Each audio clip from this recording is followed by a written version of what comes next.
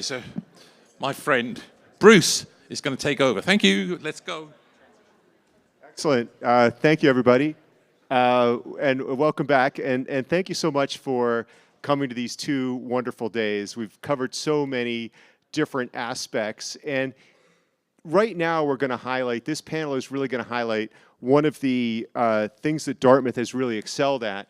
We, as many of you have heard, there's a lot of innovation here at Dartmouth using AI to tackle these health challenges. And so there have been a lot of papers, there's a lot of excitement, and we've got 4 of those experts with us here. And so I won't spend a lot of time introducing them. I'd like you to hear from them. One thing I want to say is that this is likely to be a critical aspect in how we address the problem. Not the only aspect. We talked a lot about outdoor engagement, a lot about phone bans and changing behaviors, but one of the great aspects and one of the technological ways to tackle this problem is what you're going to hear about now.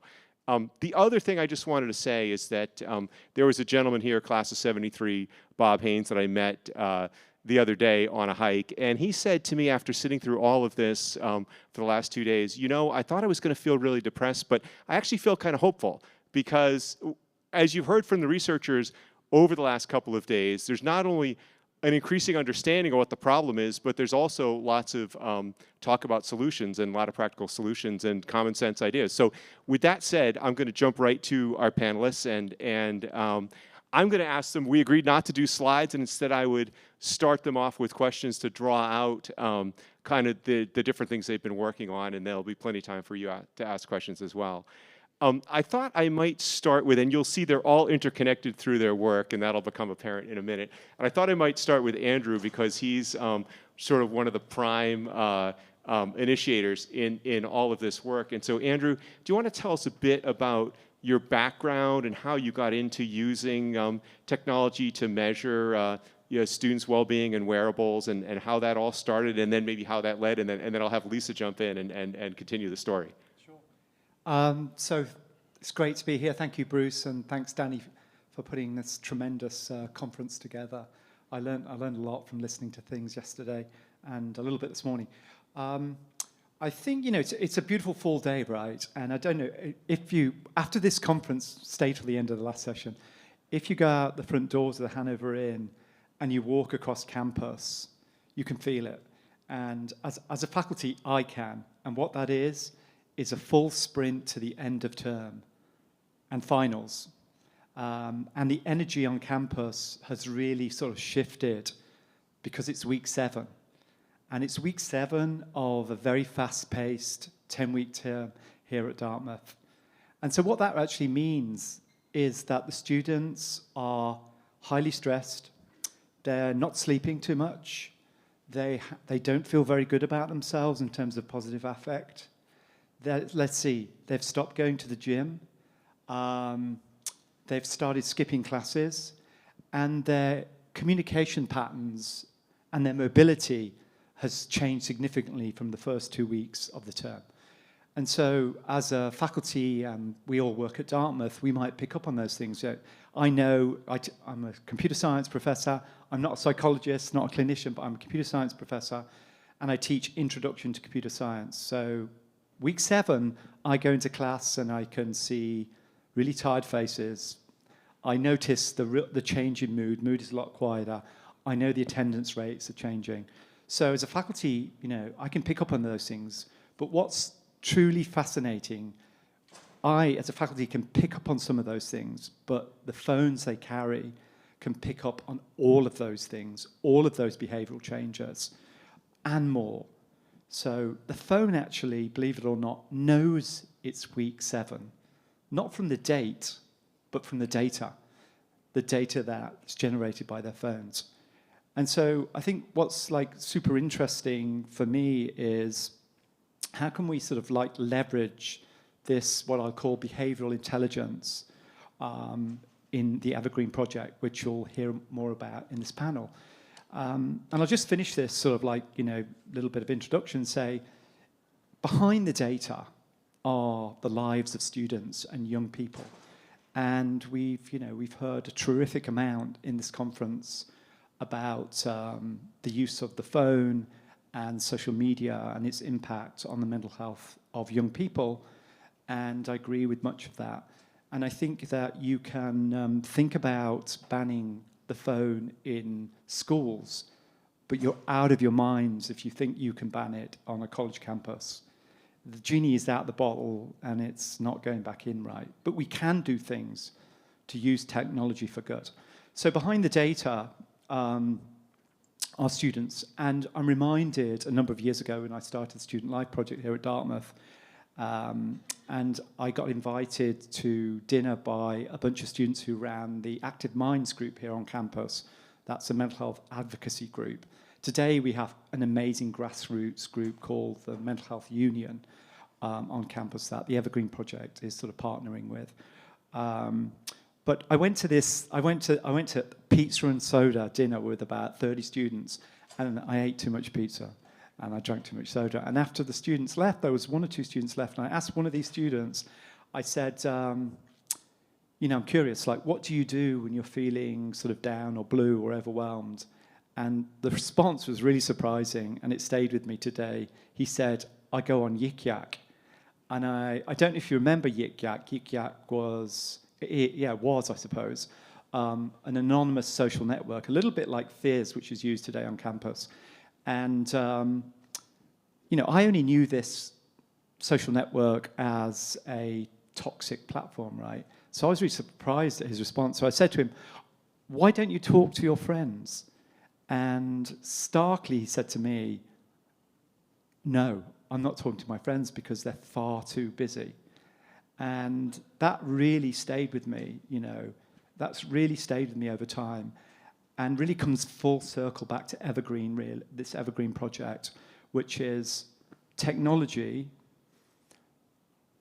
like the phone or social media or AI, right, which is proven to be, you know, can be distracting, can pull people apart, can be used for good. We can flip the script on it and use it for good. And so in the life of this student and many students and many young people around the world who don't have access to any resources, technology should be able to step in those moments, right? And it should be able to step in an intelligent way and support that person. Well, thank you, Andrew. Yes, I think students are overprogrammed, and I'm really excited. So now, this is kind of like the football now. Let me hand it off to Lisa, because Lisa, when did you meet Andrew, and then how did that lead to your joint work and the Center for Technological and Behavioral Health, and then ultimately to Evergreen, which I think a lot of people have heard of, but I'd love for you to explain it. Okay, thank you. Well, thanks so much for the opportunity to be here today. A huge thanks to Danny for this amazing 2.5 days. A ton of hard work went into this, and thank you for your leadership in this. So my name is Lisa Marsch. I'm a professor here in psychiatry and biomedical data science, and I head up our Center for Technology and Behavioral Health here at Dartmouth, which is truly a One Dartmouth center. We work with faculty, students, partners all over the Dartmouth community, as well as many other pockets of the nation and a few other countries. And as we've been talking about the theme here, and actually for the last 2.5 days, we've been talking a lot about the harms, the risks of social media. We've been talking about business models that really drive loss of control behavior using social media. And our work is heavily focused on how can we use technology for good. And we know technology is not going away. We know AI is not going away. And so we have a tremendous opportunity to embrace this and understand and systematically, very rigorously research how can we use the ubiquity of technology and mobile devices to provide the tools that actually bring value to people's lives, right? So in the preventative health space, how can we provide tools that might be meaningful when people are struggling, and right there in the moment on your phone, on your mobile device, something that could be meaningful to help you navigate that moment. For people who are struggling with challenges, like mental health challenges, like depression or addiction, and trying to change self-defeating patterns of drug-taking behavior, you know, when you feel at risk of relapse, there might be something right there in the moment that can help you navigate that on your mobile device. And this is not about replacing clinicians. This is about complementing and extending what we can offer in other systems, in schools, in healthcare settings, and giving people very personalized, very accessible resources. And so the work we do has heavily been in the realm of mental health and addiction, but other areas of behavioral health, and using the rich data you can get through wearables, through smartphone sensing, to gain, like Andrew's speaking about, these actionable insights into people's behavior and functioning, and what might be meaningful to provide to them to support them in the moment. And that's really the scope of the work we've been doing. And I can tell you that we've done a lot of work with clinical populations. We're going to talk about prevention here, and Evergreen we'll talk about as part of the broader discussion here, which is really focused on prevention of mental health challenges, and really building up protective factors. But in working with clinical populations with these types of tools, we have seen for now a couple of decades really striking effects where you can give what's called a digital therapeutic to someone who's in treatment for addiction. And this is a tool, another tool in the toolbox of clinicians they can give to patients to be with them 24/7, that can extend the reach of the clinicians. And when that's part of care, we've seen that tool, this sort of behavioral support in your pocket, can really double abstinence rates of drug use when you're in treatment for drug addiction. And it can drop visits to the emergency department. It could drop inpatient hospitalizations, and we've seen this for other areas of mental health as well. So they're really striking clinical effects and economic benefits that we see in this space. We've had this group here, it's an amazing group leading the work here at Dartmouth, and we've had the opportunity to work in the space for some time, including in the treatment space, but in the prevention space.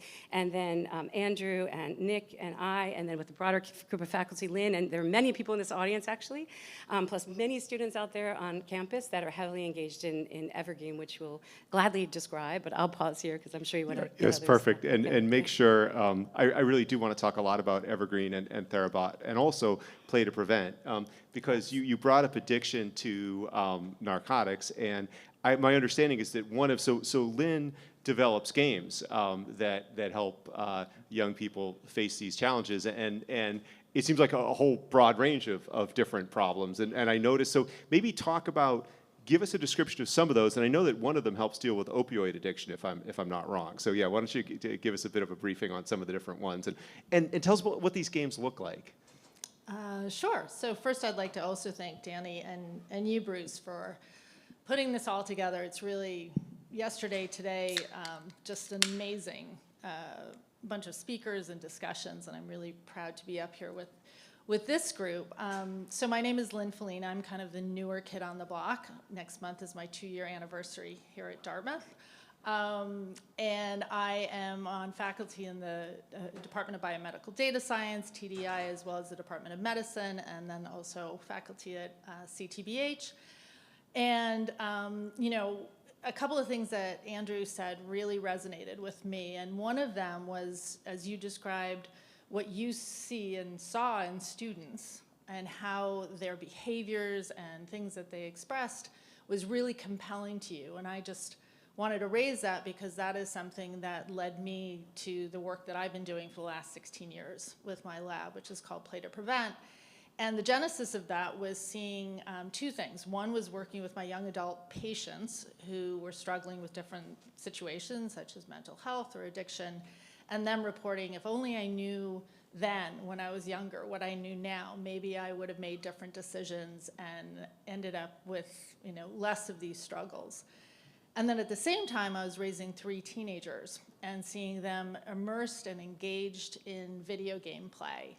And some of that was commercial games, but a lot of it were true learning educational games, things like Civilization, things like Where in the World is Carmen Santiago, and realizing that games have the potential to teach, and kids are in a space where they want to be and could be more receptive to learning and for that learning to stick.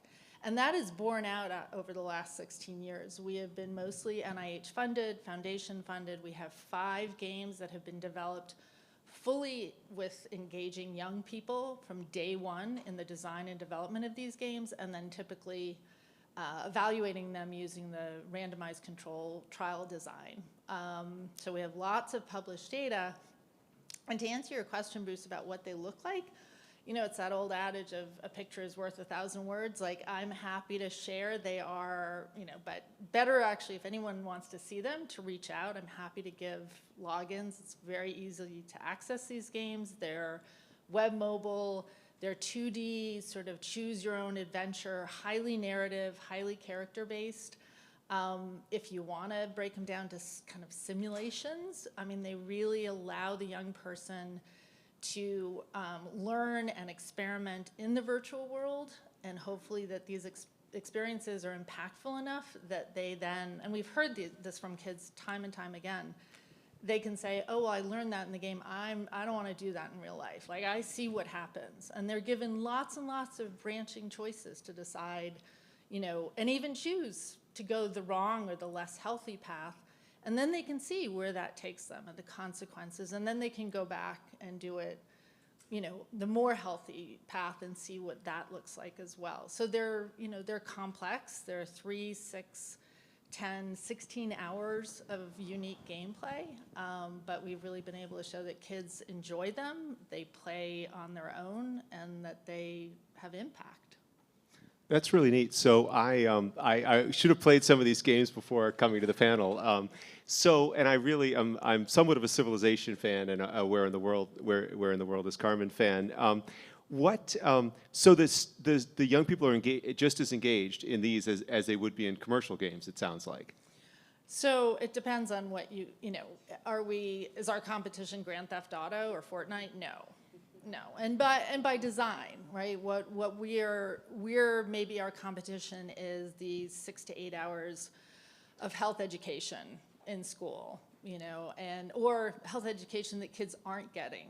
Actually, more appropriately, is we're filling a major gap where there's no real standardization around health education for young people. And so we do the heavy lifting of providing the content so that the human beings, you know, teachers or health ed providers, can actually focus on building the relationships with young people.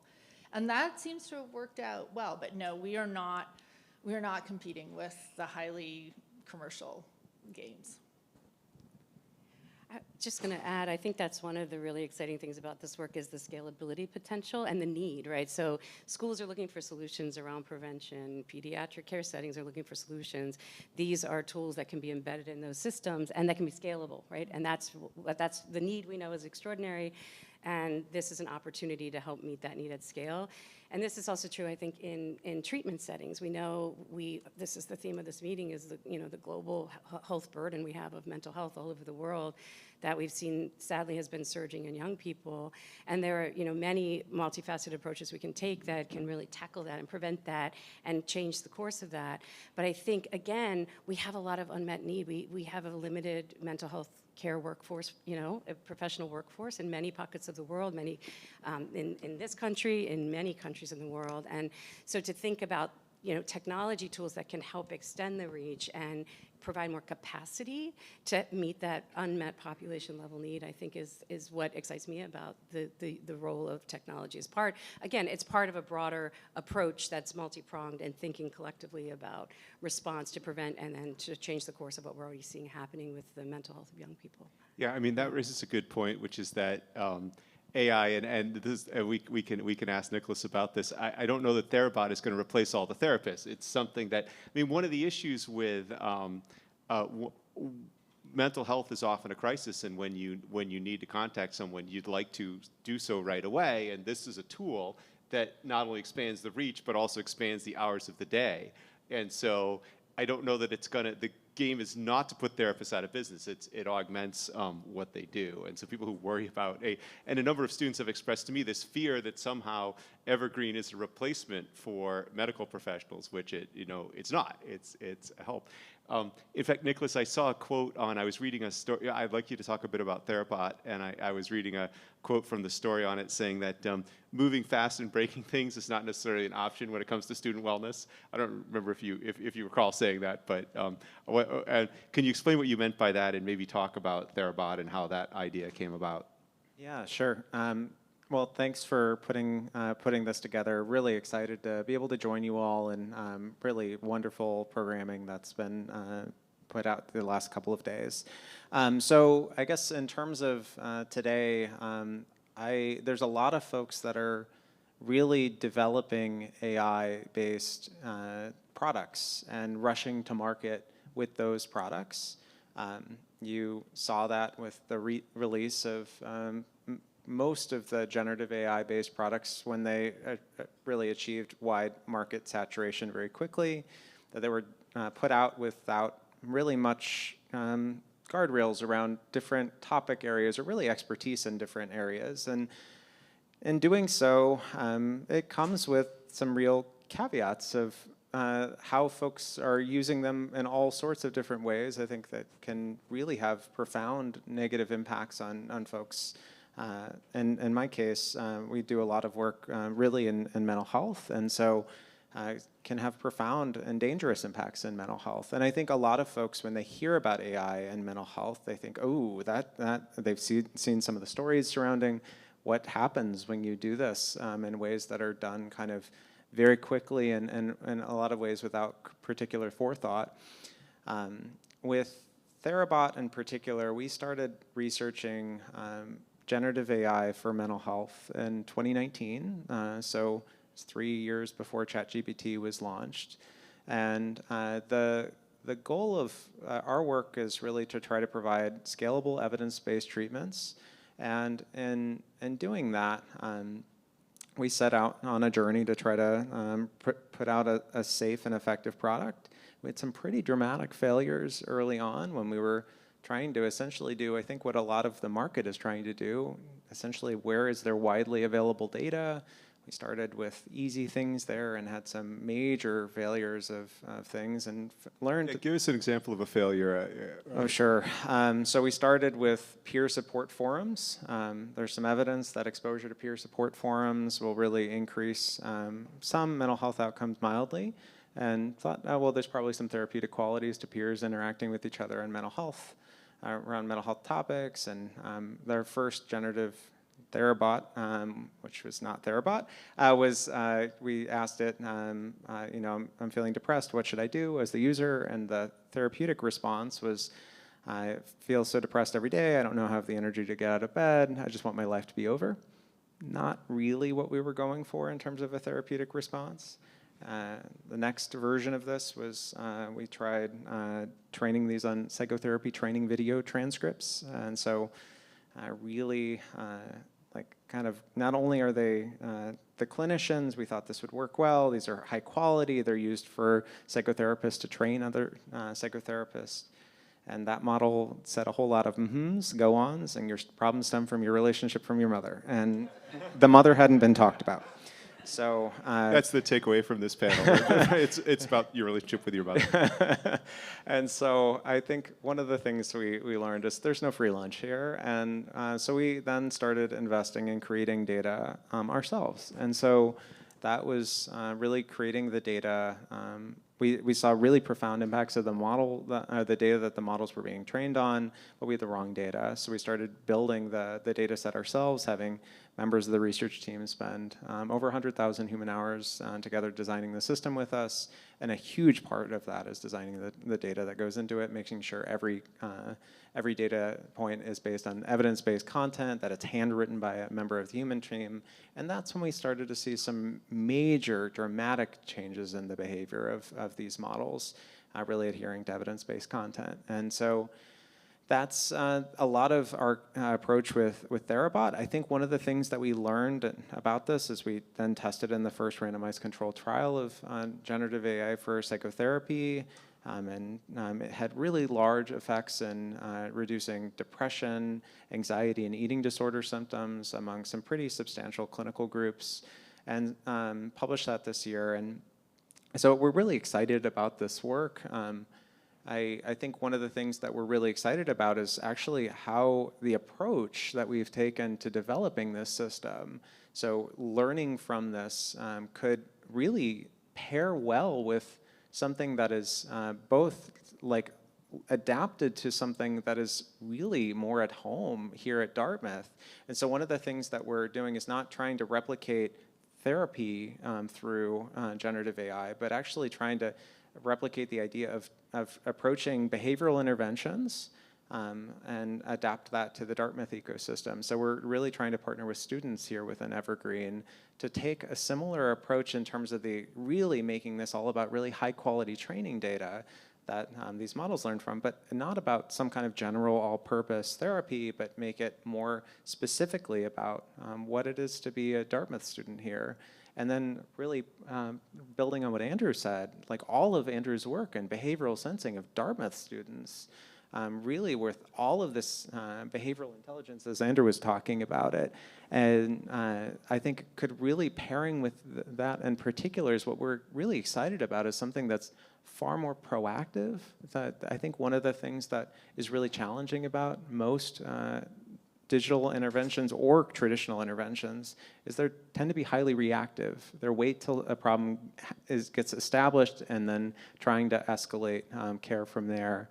And I think it's a real opportunity to think beyond both mental health per se, more towards promoting adaptive behavior through technology. And I think that's one of the things that we're excited about is, you know, certainly technology can have these profound impacts on flourishing and mental health, but we really see a potential for these things to also do great good in ways that are meeting folks where they're at.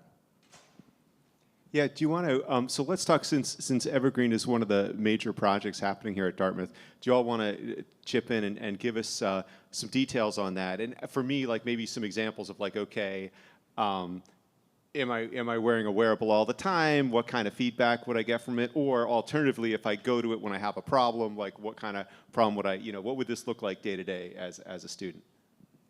Okay, I'll start off at a high level, and then I would love it if others could jump in. So Evergreen, I think, is something very special that is being built right now here at Dartmouth that just kicked off this year, building on this history of work that you're hearing about here and really taking the science to a new level. And Evergreen's about prevention, right? It's about building a digital tool that can promote thriving in student life. And in this case, it's going to start with college students, but we're going to really rigorously develop and test and learn what works and what doesn't work. And then the goal is to bring that to much broader populations of young people.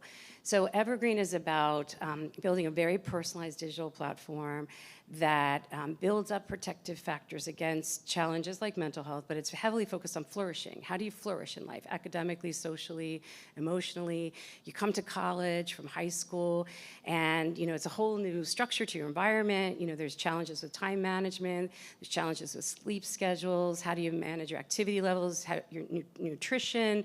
How do you build, you know, meaningful social connections in your community and sustain those in ways that have meaning in your life? And so it's really about students opting in to share information about their lives, to then get very personalized recommendations back to them to promote, you know, thriving. So it's all driven, the secret sauce of this is it's all driven by students. So we have about 130 paid undergraduate students working on this project, building this to really reflect what life at Dartmouth is like. You know, this community, the term life, the names of the buildings, the campus footprint, this part of the world that we live in, and really highly personalizing the tools that can support students during their college life, and build the ideas to build up skills too that can be taken sort of beyond, you know, in terms of emotion regulation and negative, how do you challenge negative thinking, and how do you think about resilience and coping skills and all these really important life skills that can be of value during college, but beyond, and as we know, can be very meaningful as part of prevention of mental health challenges, among other benefits. So that's a high level, but maybe others can kick in and talk about how it links to all the sensing work, Andrew, that you've been doing, and then how it also integrates with the front end sort of chatbot interface to drive student engagement with it and personalization. Yeah, happy to say a few things about that, Lisa. That's a great overview. So Evergreens, as Lisa and Nick sort of talked about, it's a very expansive idea that is focused at its core. You know, you can think of what's the core of it, and at the core of it is it's trying to keep students. We're focused on Dartmouth as our petri dish, which is a really interesting campus, right? Because all the undergraduates, and it initially focused on undergraduates, live on campus. For example, location is just a location. GPS is just a location on the Earth's surface, but it really means a lot in the context of a campus like Dartmouth, right? It's where students are studying, you know, where they socialize, you know, all the academics are all involved in location, right? So location on a campus is super important piece of information. So one of the things that I'd like to say is that, of course, there's many, many research issues and open problems around actually delivering on the vision that we're also interested in doing. And again, thinking about how technology can be used for the good of young people. So at its core, I think we're very preventative around, and there's a lot of knowledge, like, for example, Nick built early part of his career doing sort of prediction of mental illness like depression from using sensor data, and I've been really fortunate to work with Nick for the last 5 years on RO1 looking at sort of symptoms of depression. So there's a lot of expertise on our campus in the area of like looking at this, what I'll loosely call behavioral intelligence, right? And so one idea is, whilst we want Evergreen to focus at its core on keeping people safe and mental health and intervention, we want to also move into this sort of broader area of what we call flourishing, which is probably less understood. And the connection between mental health and flourishing also is, what is this interaction and how do they, can a student flourish in the face of severe mental illness? And I can tell you, I know students have done that here at Dartmouth, actually, which is amazing. So at its core, it's sort of mental health, but flourishing is the capacity we're trying to get the Evergreen AI to be able to reason about. And the fundamental breakthrough that's needed is how do you embed this behavioral intelligence into an AI or a large language model. And so we have some ideas about doing that, and there are people working on this idea across the country and the world. So that's a really significant thing. Because when you think about, well, what does behavioral data tell us about students' lives? Well, the way I think of Evergreen is I think it will be able to reason over behavioral intelligence, which typically means patterns in students' lives, right? To be able to reason and make nudges or suggestions or interventions that help them in the right direction. So what are some examples, as Bruce asked for? Well, it could be Evergreen observes increasing isolation of a student, right? And suggests to connect to a good friend because Evergreen knows that type of connection helps move this student forward and sticking this student, helping them move forward. And the word knows here is really important, that the actual AI knows the right person because it's seen it before in its history, right? So sort of learning patterns as well over time. Another example is, which happens right now, week 7, right? There are highly stressed students pulling all-nighters for projects or midterms, and they're not sleeping very well, and they're highly stressed. So could Evergreen find the right words at the right time to help that student move through that point? Like a really good friend at Dartmouth, right? And so Evergreen, we've talked about this a lot, has to be able to sort of be empathetic, have behavioral intelligence, and it sort of has to have the voice of a Dartmouth student, a knowledgeable Dartmouth student, right?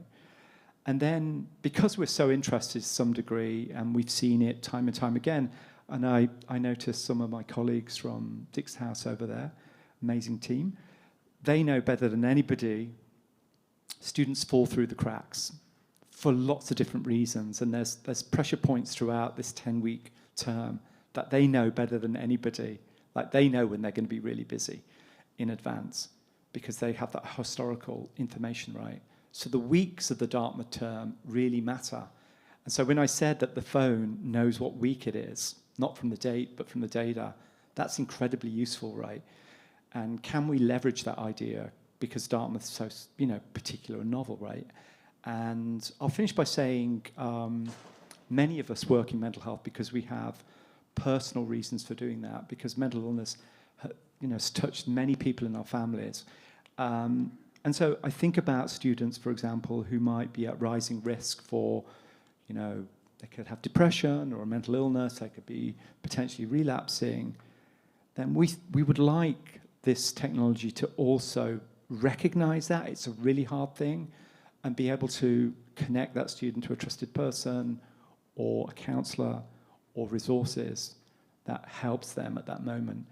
And I'm optimistic, even though initially we don't think that's going to be in our first rollout of Evergreen, that sort of like depression detection or mental illness sensing. I'm optimistic that we will be able to do that in the future, because the evidence has told us that we can actually build machine learning predictors that can predict depression with increasing accuracy.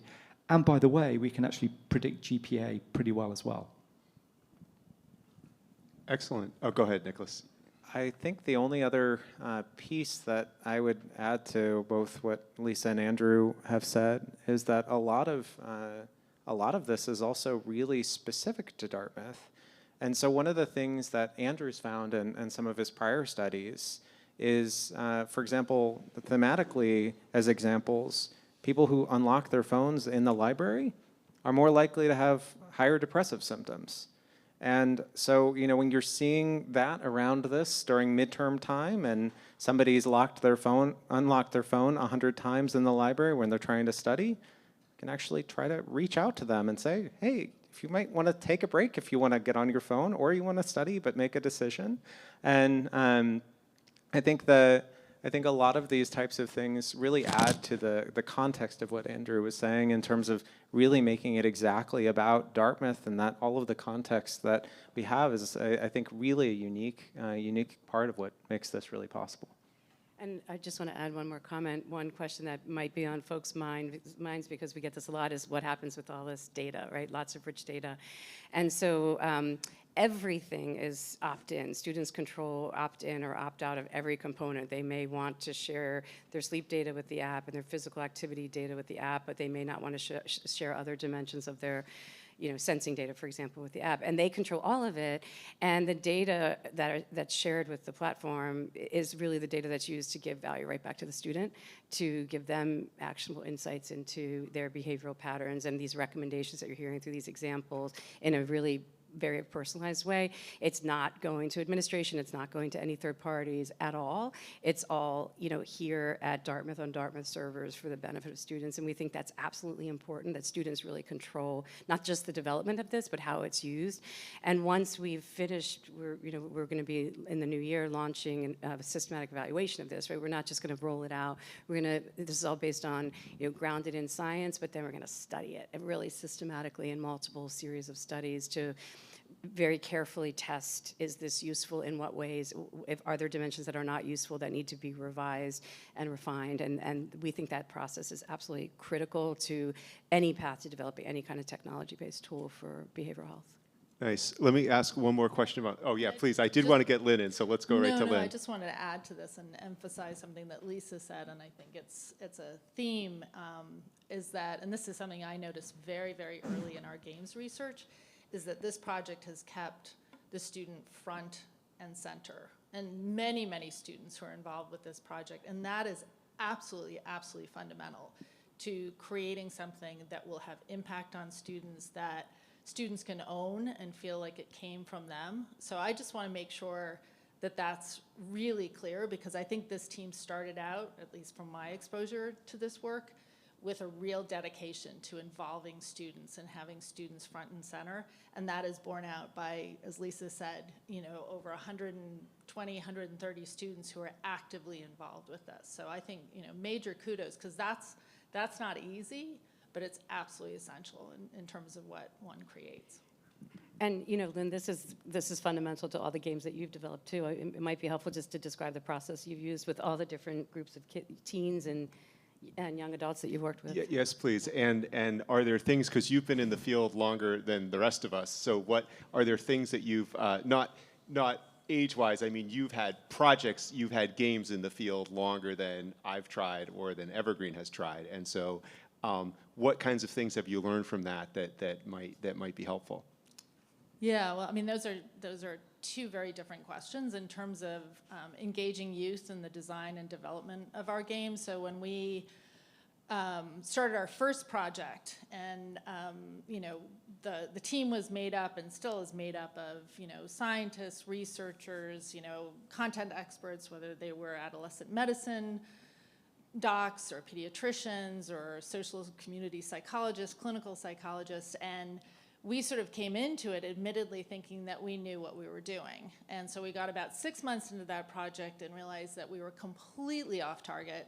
What we were starting to design had nothing to do with what adolescents felt or knew or thought. None of us had been teenagers for many, many years. And so we really put a pause on it and started fresh. And from that point on, and with every other games project, the first thing we did was assemble teenagers in focus groups and interviews in a highly iterative fashion to design and develop these games. Also working with game developers, but really the teens, the end users, were the ones who drove that process. And that has been absolutely critical so that we can say that what we create is authentic, relatable, and going to have impact, and that is borne out. The other question about, what was the other question? About getting games out there, or sort of in the well, that is field, an interesting or- question, right? Yeah. Is getting people to use it. I was just thinking more broadly about lessons that could help. As I mean, this is Evergreen is obviously a very ambitious project, and are there things from the games that you've developed in the last X years that So, I mean, I think the big lessons beyond sort of the youth-centered or the user-centered design, taking the time, right? There is nothing, and I think Nick highlighted this, is that, that you can create something and you can think it's really cool and you think it's going to be great, but unless you test it and rigorously test it, you don't know what it's going to do or what you've accomplished. So, involving the end user from the beginning, taking the time to iterate and really, develop with lots of input from different stakeholders,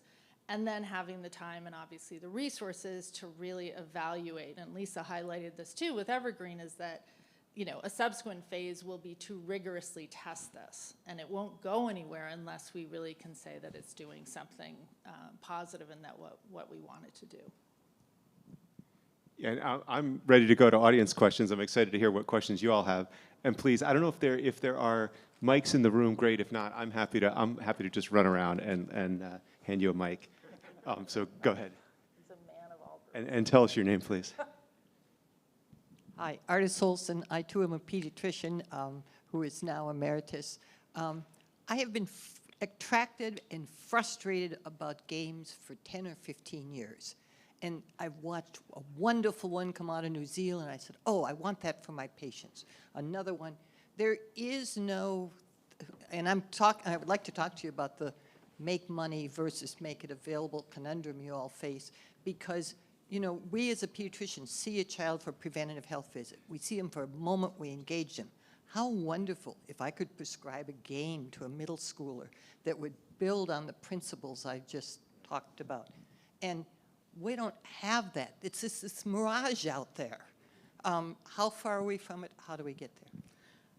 So that's a great question, and I would love to talk with you more, because I think that's a nut that we have not cracked, at least with our games work. We are in lots of schools. Schools have been, have been the ones that we've done research with, and are the ones that have reached out to us. I think from the clinical settings, really trying to figure out how that will work, because you're absolutely right. In like a 20, 30-minute visit for a pediatrician, you can't cover everything that you need to cover, even with a well-child visit, let alone if there are issues that crop up. So I totally see these games as being, since they focus on mental health, they focus on substance use, they focus on sexual health, they focus on decision-making, future orientation, sort of the whole thing, how can they sort of be, as you're saying, to give into patients so that they can kind of extend what you might want to share. So let me come back to you and pick your brain some more. Thank you. Awesome. And we've got another question in row 3 from the back there. Hi, thank you. My name is Bethany Morton. I work here. And I understand y'all are addressing very clinical applications of some of these tools, and that everyone in the room is doing it from a very informed, researched basis. I'm coming at this just as someone who's encountering the same students every day in classrooms, And for years, I've asked them what would improve their well-being. So this is deeply anecdotal, but not a single one of those conversations in a decade has said, oh, there's a technical solution that I seek. What they say, and what I'm asking you to give me your response, because in 10 minutes I will see them again. What they say is, I want smaller classes so I could get to know the people in my classroom. I want books so that when I walk into a classroom, everyone's not looking at a screen. I don't want every hour of every day available to be booked for a class, the way those of you who've worked here as long as I have know that it didn't used to be like this. They say they don't want to be churned through housing options every 10 weeks that mean they can't form personal relationships. They say they don't want to be in classrooms that are structured to make collaboration and cooperation between students a net loss because of the automatic median, the B- median or whatever that is, right? So there are free, socially, pro-social interventions that students are consistently asking for and that they are quite aware about. What do you say to those requests from students, and how might that affect this conversation? I'll take a shot at that as a teacher. So I've taught for 30 years, 20 here at Dartmouth and 10 at Columbia. I don't think, well, from a technological point of view, those problems that you listed are more structural, aren't they? And I agree with many of them, right? I'm right on.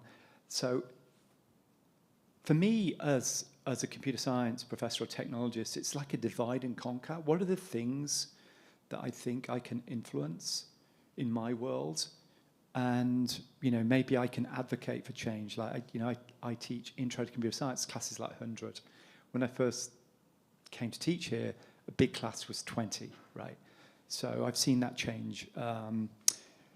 I have no solution to many of the things that you've talked about, but what I will say is, students like you, I engage with. For example, I'm involved with the first generation program, so I advise lots of undergraduates and have graduate PhD students. I talk to them. I try to be open, and so I get some intelligence from my interaction with them. But I would argue we are faculty and we are not students.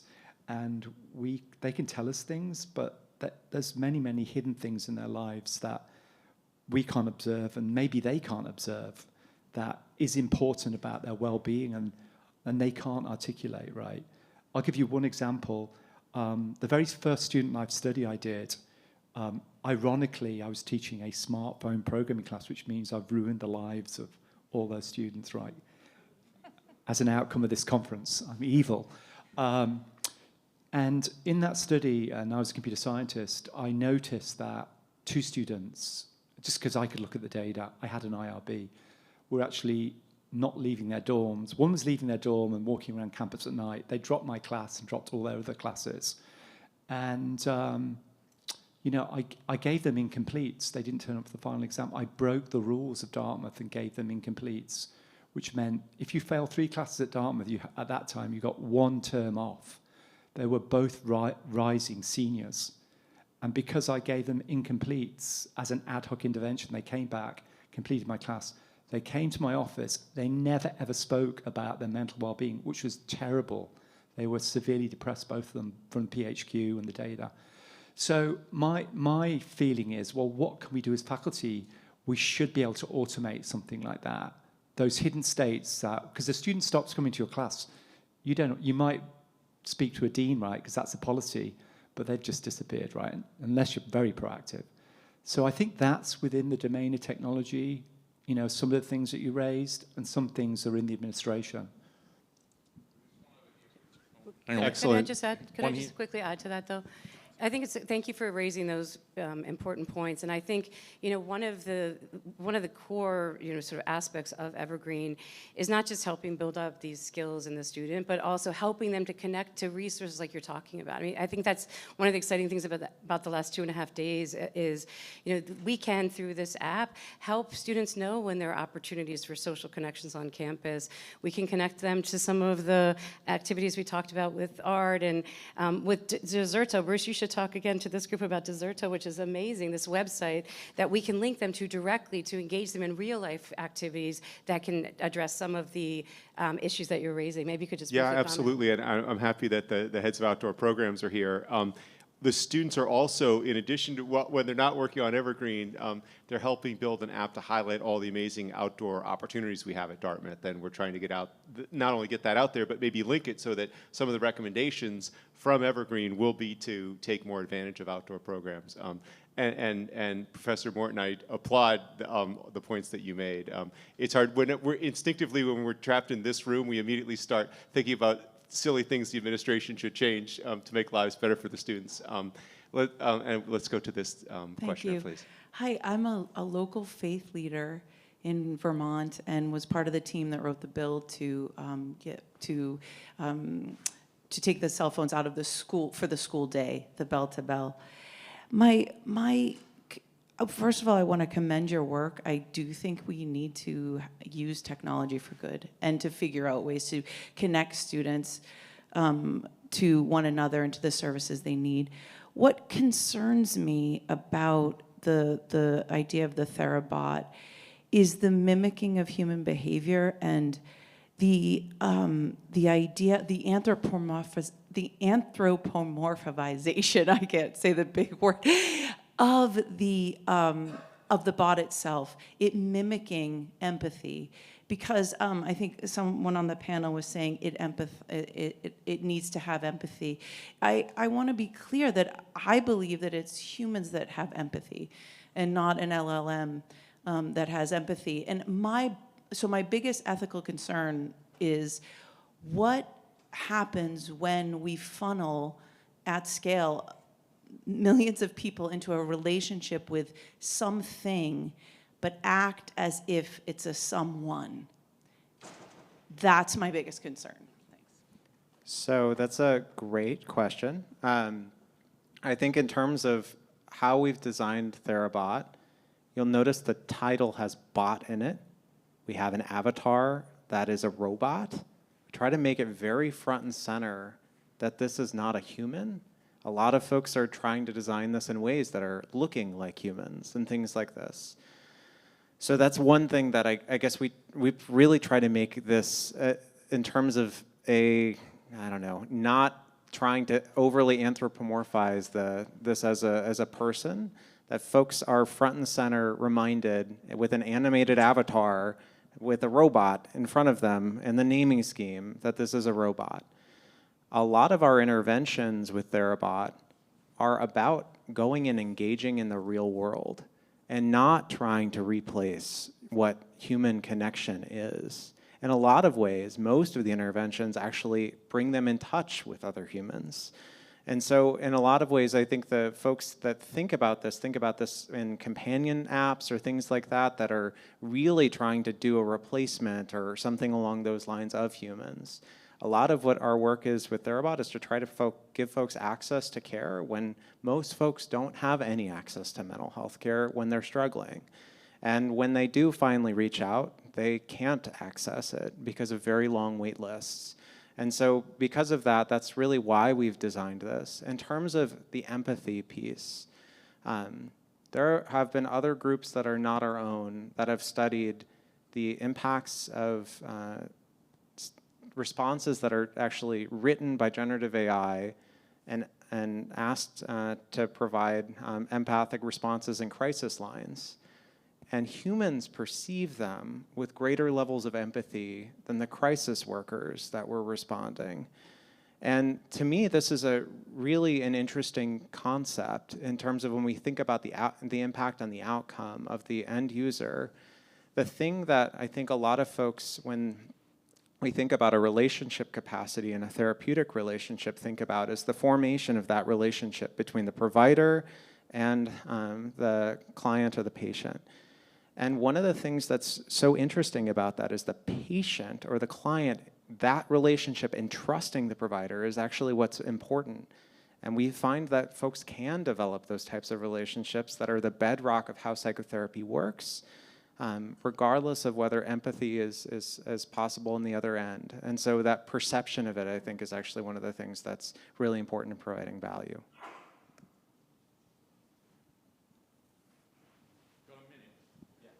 All right, last question. All right, I'll try to make this quick. Thank you so much for this. This is sort of building on the last question. I mean, it seems like you've been so thoughtful in how you've developed this app and how you've trained it.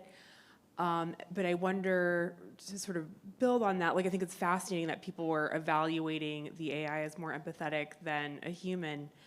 But are there, I don't want to say dangers, but like one of the things with AI is that it can be very affirming. I mean, I know there's the extreme cases of like AI psychosis, but like Clay Shirky, for example, talks about one of the biggest dangers he sees, especially with learning, is that AI affirms people's biases and it creates a false sense of confidence.